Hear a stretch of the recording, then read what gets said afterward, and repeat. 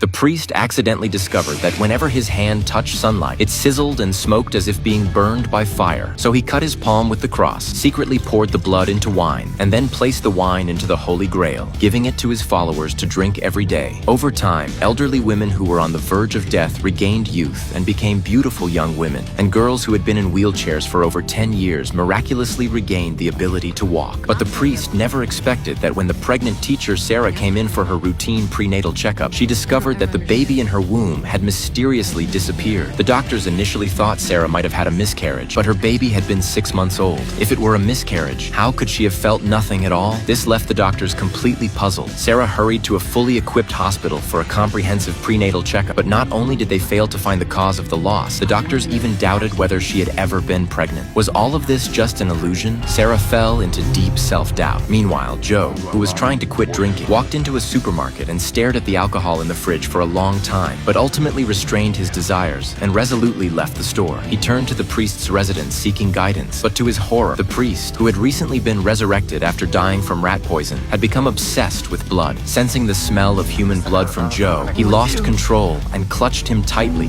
refusing to let go. It was only then that Joe realized something was wrong, and in a desperate attempt to break free, he accidentally hit the back of his head on the corner of a table. Seeing Joe's blood, the priest could no longer resist the temptation and frantically licked it off the floor. The next day, when the church opened as usual, Sister Keen noticed that the priest was nowhere to be seen. She went to his residence and found Joe's body lying on the floor while the priest was curled up in a corner, trembling. Seeing this terrifying scene, Sister Keen showed no fear. Instead, she calmly approached the priest. Knowing the priest could no longer hold classes during the day, Sister Keen immediately returned to the church, canceled the day's lessons citing the priest's ill health, and then, with 2 devoted followers, went back to the priest's residence to deal with Joe's body. She also arranged for the church's operating hours to shift entirely to midnight. Although the followers could not understand this change, because the priest had brought them many miracles, they unconditionally accepted any of his seemingly absurd decisions. That evening, as the priest paced anxiously, his craving for blood growing ever stronger, he was startled when the long-missing angel suddenly returned.